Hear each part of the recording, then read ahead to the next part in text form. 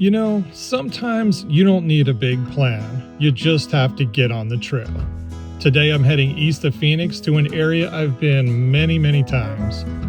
Whether you're looking for a quick escape or just want to soak in some scenery, this trail delivers. Let's get moving.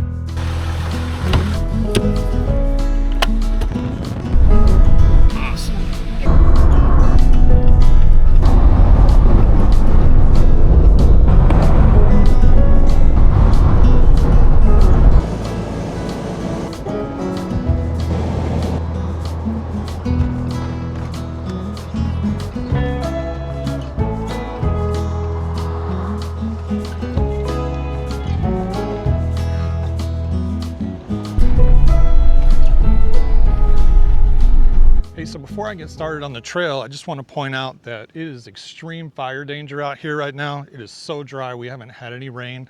Tonto National Forest is in stage 2 fire restrictions. That means no target shooting. And we actually have, right when I pulled up here, there was a game and fish officer that was stopped just to let everybody know that, hey, there's no target shooting out here right now because of the extreme fire danger. All right, gang, I made it to the trailhead. Hewitt Station area of Tonto National Forest. It is just west of Superior, Arizona. And I'm gonna be running Montana Mountain Trail today. Now, it's been about 2 years since I've been out on this trail. I just saw some posts on Facebook last week that said part of it was graded and not very difficult anymore. So I wanted to check that out and see how it is. I have seen them grade the switchback areas before, so I don't know, we're gonna check it out. So we're right down here at the trailhead. We're gonna continue following 357 until it branches off onto 172, which is Hewitt Canyon. We're gonna run this all the way up to 172A, which is called Rogers Trough, because the Rogers Trough trailhead is here, which is also part of the Arizona Trail. And then we're going to be running 650. Right in this area is where it's probably the roughest. This goes along some shelf roads up here in the back, along the Superstition Wilderness. And as we come down here, you can see the switchbacks right here. And then this part here is pretty mild the rest of the way through.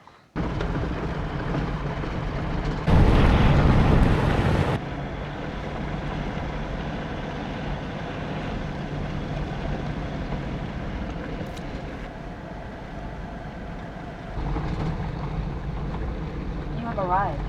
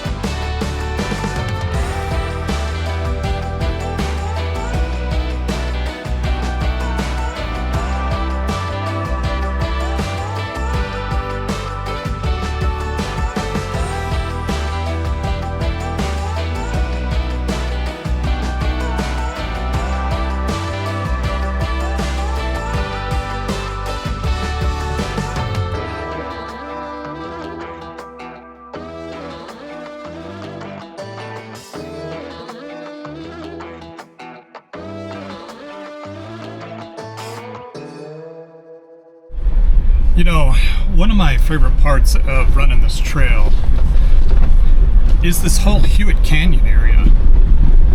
It's just gorgeous, especially when the sun hits it at the right time. And there's also a natural stone arch up here, which I've never hiked up to. You definitely can hike up to it, but I'm going to see if I can get some good shots of it here coming up.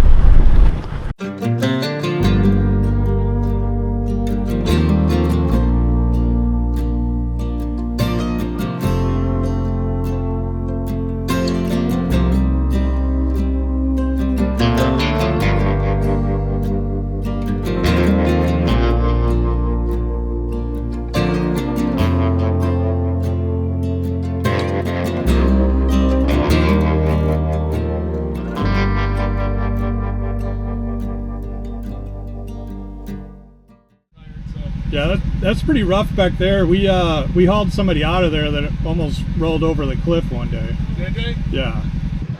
Yeah, Trails Offroad, and then the YouTube is Trail 89 Adventures. Okay. Yeah. All right, great. Good deal. Thank you. Have fun. Thank you. Have a good day.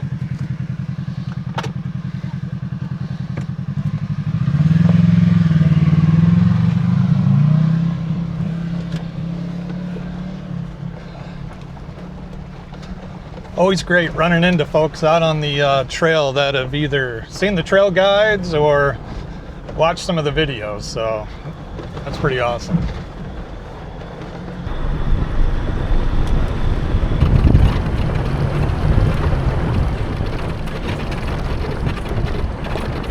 Well, it's always cool running into people on the trail that recognize you from the channel. It's awesome, so great to have some viewers out here on the Montana Mountain Trail. Now, I have a question for you guys. I've driven this trail, I don't know how many times, a lot. And I always come past Trail 1904. Goes down in the wash. It's not all that long, but I've never gone on 1904. So if y'all have ever taken 1904, leave a comment below. Where does it go? What's down there? One of these days, I'm gonna make my way down there, but not today.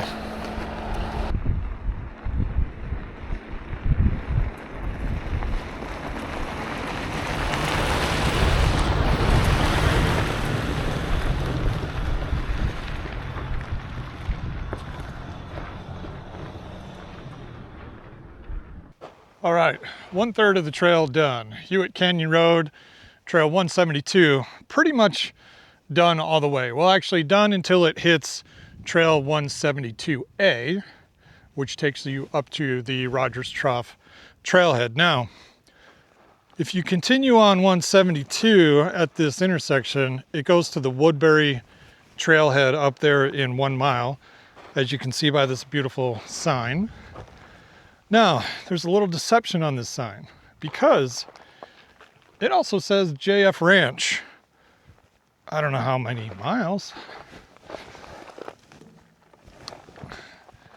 It doesn't actually give you a mileage. Now, the thing is, there's a gate up there. You can't actually take the trail all the way to JF Ranch because I've tried, which kind of stinks. I'd want to check that out. But there is one thing over here at this intersection that I do want to check out. You know, I've been on this trail a bunch of times and I never actually saw this. It's a little water dam over here in this wash. This area has been used for ranching and mining for a long time. And you come across these little dams all the time. This one looks like it's filled in.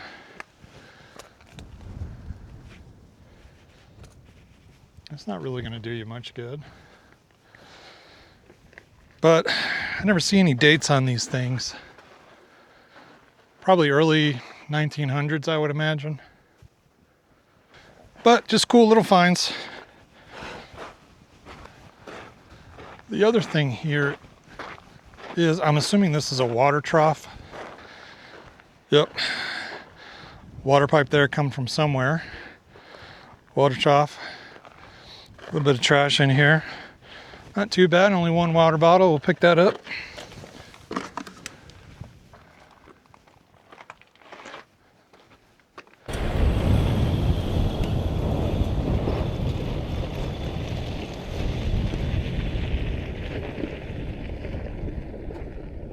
So I've gotten a few questions over the years of, hey, you know, you go out on the trails alone quite a bit. And you know what? I do. I enjoy going out with some friends. I enjoy going out on my own. And today I'm out on my own. But one of the ways that I do allow my family and my wife and my kids to know where I'm at is I have a Garmin InReach Mini, and it maps where I'm going, and it sends them every 10 minutes, kind of like a breadcrumb trail of where I'm at. So in addition to be able to hit the SOS button on there, it does allow them to track me and see where I'm at without any cell phone coverage, etc. So on my iPad, this is the Garmin mapping, and you can tell where it's dropped the breadcrumbs there, the yellow dots every 10 minutes. Now this mapping isn't the best from a map perspective, but it does give the coordinates of where I'm at. So it works great. They're able to track, see where I'm at on a map, and go from there. In addition to sharing my location on my cell phone, so when I do have service, they're able to see that part as well.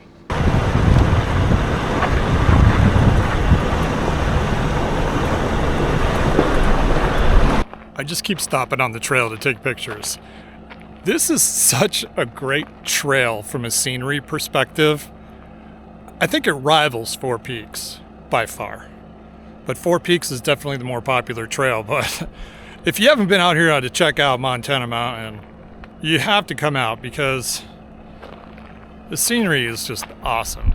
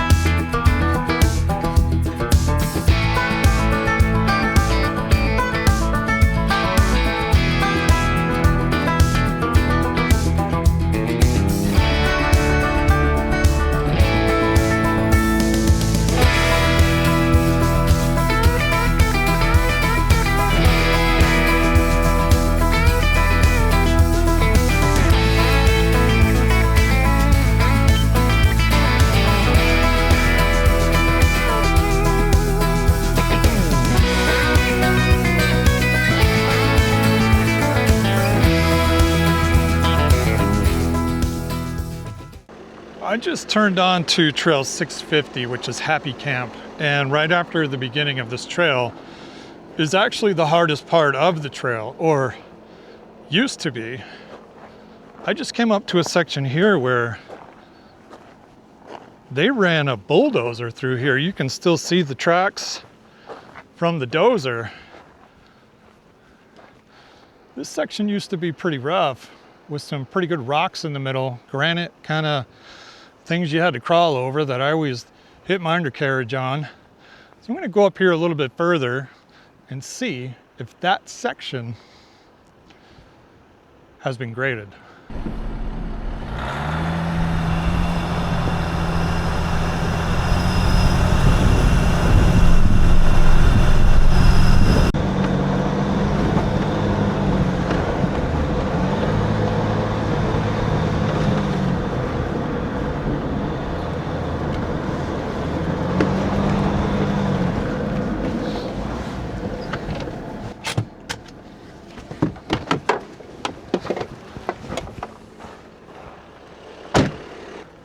Wow, I can't believe it.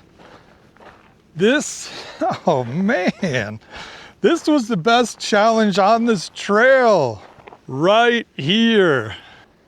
I'm gonna throw some pictures on here of the last time that I ran this trail of this section right here.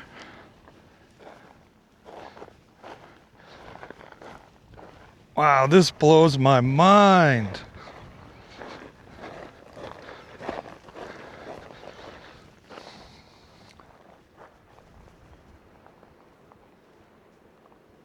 This must have been really washed out if they came through here with a bulldozer.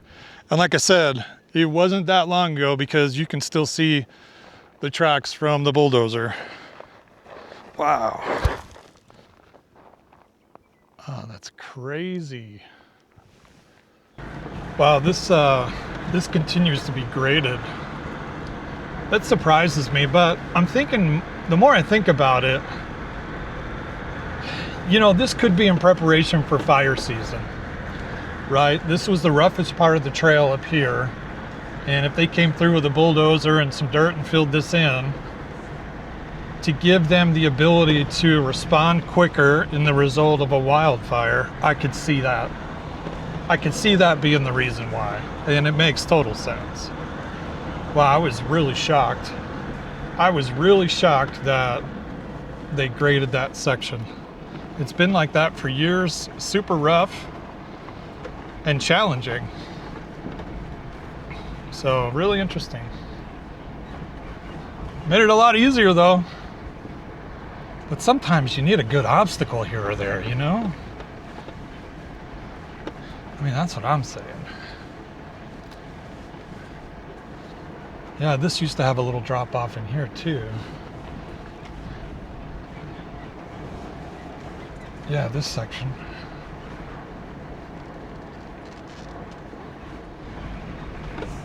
And now we're entering what I call the Red Rock section. And this was pretty bumpy,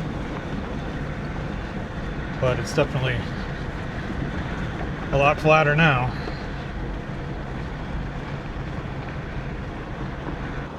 So you can see here, this area is all full of burn scar, and it wasn't like this the last time I was up here.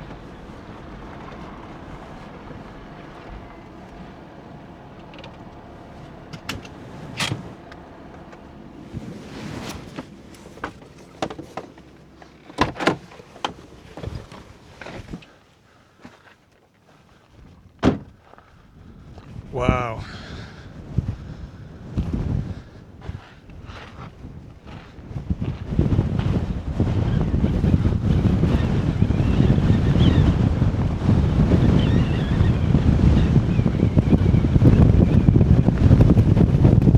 Hold on to your hat up here, folks. It is windy. I certainly don't want to lose this hat because Amanda just gave me this hat from her trip that she took to Utah. Wow, it's all barren landscape up here with all this burn.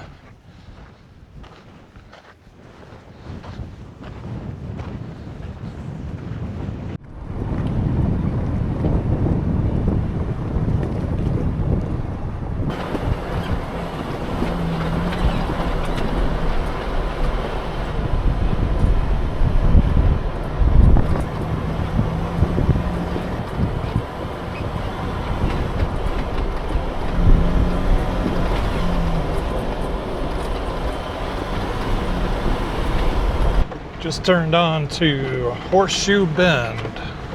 This is the section of trail that's a huge horseshoe shape that takes you around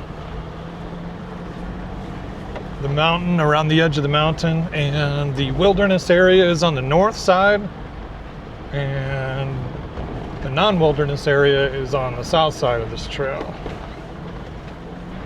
Definitely the conditions of this have completely changed with them running the bulldozer through here. It is super smooth, and so far the whole section I've been on is, I mean, it's just like a gravel road, where this trail would have given a stock, say, Jeep or a stock 4Runner a challenge in the past with some of the obstacles and exposed rock that's on this. All those obstacles are gone completely. So I'll be curious to see what they did with the switchbacks. I'm assuming they ran the bulldozer down the switchbacks too. Those typically weren't too bad, but after a good rainstorm, they could get some decent sized ruts on them. But based on what I'm seeing so far, I wouldn't be surprised if those switchbacks are as smooth as the rest of this trail. With them doing that, it also made these shelf roads a little bit wider. So, you know, I guess the cool thing is if you wanted to do this trail and you weren't sure based on the obstacles, and maybe you had a stock vehicle or a stock Jeep or a Sport, well, there's nothing holding you back from doing it now. The only thing that would hold you back would be if you don't like riding along the shelf roads. Well, I'm making a lot more time than I thought I was going to make.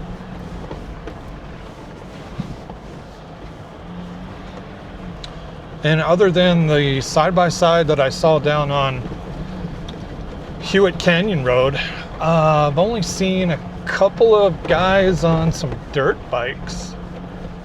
That's it. I haven't seen another 4x4 vehicle all day.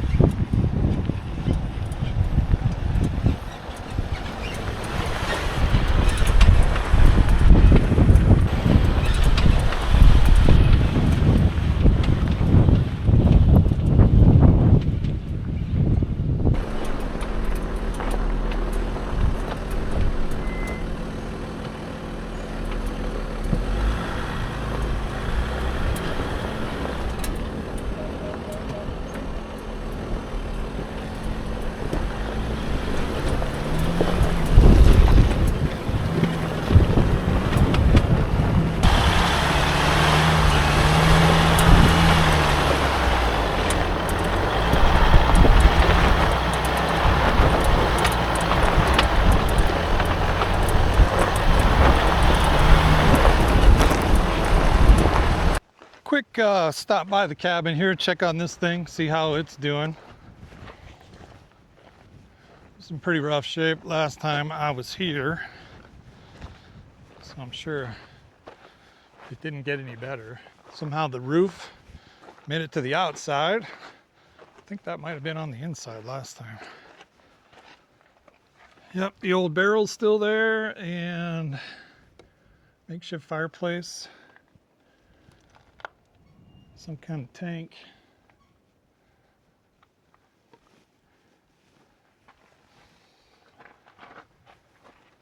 And whatever this structure used to be here.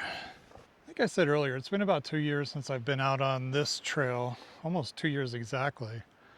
But I enjoy this one. I mean, it is 35, 40 miles if you do the whole loop, something like that. But if you want to come out and take photographs or video, you can't beat that canyon right at the beginning. I mean, that's super awesome. And the natural stone arch, that's pretty neat. It's not that far off the trail either, so if you wanted to hike up to it, you certainly can. But I think the biggest shock for me was, you know, that Happy Camp Trail 650, how that whole thing is just, it's like a gravel road. I'm still taken back by it.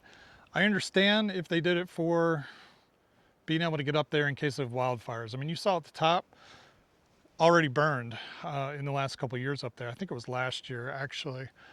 I need to confirm that, but certainly will make it a lot easier for the fire crews to get up top there and, you know, do their thing. And thank you, fire crews, for do what you do. It's absolutely incredible being out in the 100+ degree temperatures, battling wildfires in absolutely remote places. So hats off to you all for doing that.